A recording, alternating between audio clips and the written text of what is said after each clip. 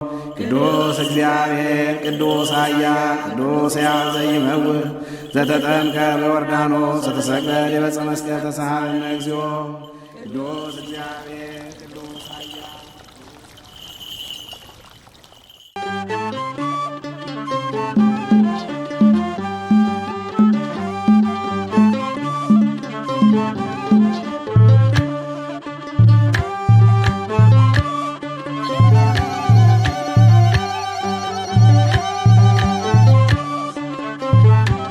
በኢትዮጵያ ኦርቶዶክስ ተዋሕዶ ቤተክርስቲያን የጥምቀት በዓል በአይነቱ ልዩና በድምቀቱ ወደር የሌለው ታላቅ ሃይማኖታዊና ባህላዊ ክዋኔ ነው። ከከተራ ጀምሮ በታላቅ ድምቀት የሚከበረው ይህ በዓል በኢትዮጵያ ብቻ ሳይሆን በሌሎችም የምስራቅ ኦርቶዶክስ አብያተ ክርስቲያናት ዘንድ የራሱ የሆነ የከበረ ቦታ አለው።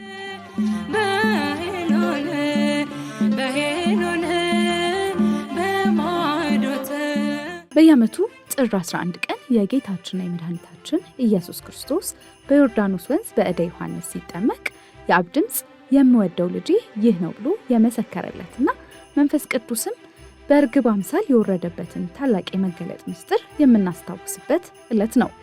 ከነዚህ ሀገራት መካከል ደግሞ ሩሲያ በራሷ ለየት ባለና አስደናቂ በሆነ መንገድ በዓሉን ከሚያከብሩ ሀገራት በቀዳሚነት ትጠቀሳለች።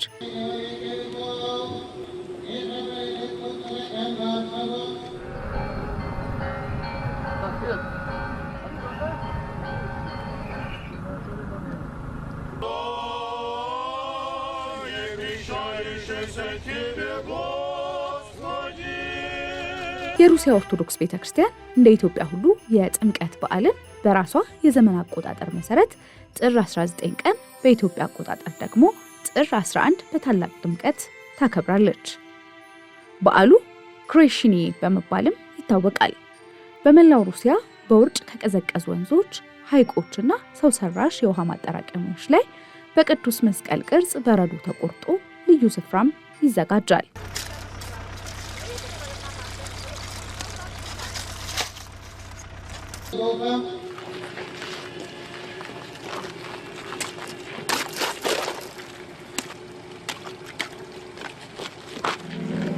ካህናት ከባረኩት በኋላ ምዕመናን በእምነትና በጀግንነት ወደ በረዶ ውሃ ዘልቀው ይገባሉ። በቅድስት ሥላሴ ስም 3 ጊዜ ብቅ ጥልቅ እያሉ በመጠመቅ የጌታን ጥምቀት በታላቅ መንፈሳዊ ስሜት ያስታውሳሉ።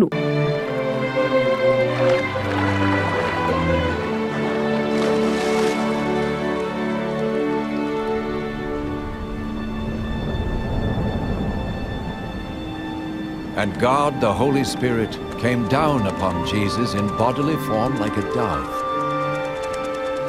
ይህ በብርድ ውስጥ የሚፈጸም ጠንካራ እምነትን የሚጠይቅ መንፈሳዊ ተግባር ስጋንና ነፍስን እንደሚያነጻ ከኃጢአት እንደሚያጥብና ለመጪው ዓመት ሙሉ ጤናና በረከትን እንደሚያጎናጽፍ ምዕመኑ በጽኑ ያምናሉ። በዚህ የተቀደሰ ቀን በምድር ላይ ያሉ ውሃዎች ሁሉ የጌታን ጥምቀት በማሰብ እንደሚባረኩም እምነታቸው ነው።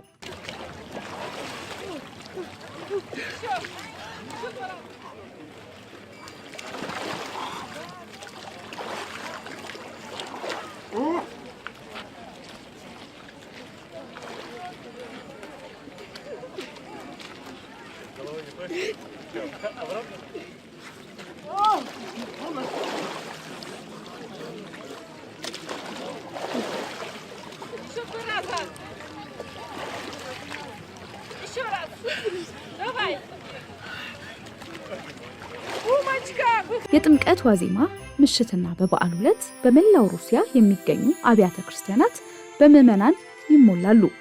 የቤተ ክርስቲያን ደውሎች ድምፅ ይሰማል። ልዩ የጸሎትና የምስጋና ሥርዓትም ይከናወናል።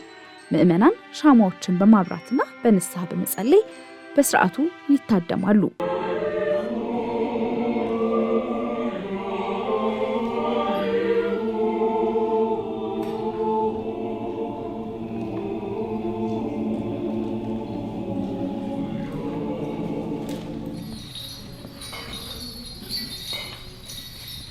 እያንዳንዱ ቤተሰብ ይህንን የተቀደሰ ጸበል ወደ ቤቱ በመውሰድ ለመጠጥ ለመንጻትና ለበረከት እስከሚቀጥለው ዓመት ድረስ በጥንቃቄ ያስቀምጠዋል።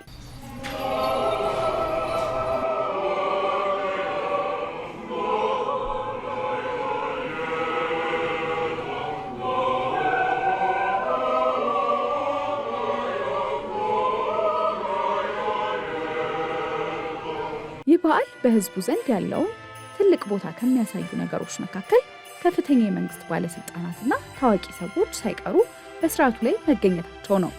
ለአብነትም የሀገሪቱ ፕሬዝዳንት ቭላዲሚር ፑቲን በየዓመቱ በበረዶ ውሃ ውስጥ በመጥለቅ በበዓሉ ላይ መሳተፋቸው ይታወቃል።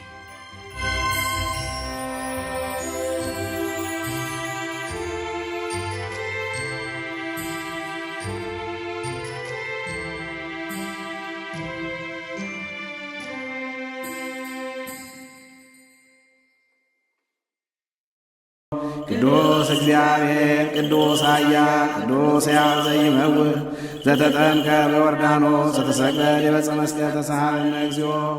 ቅዱስ እግዚአብሔር ቅዱስ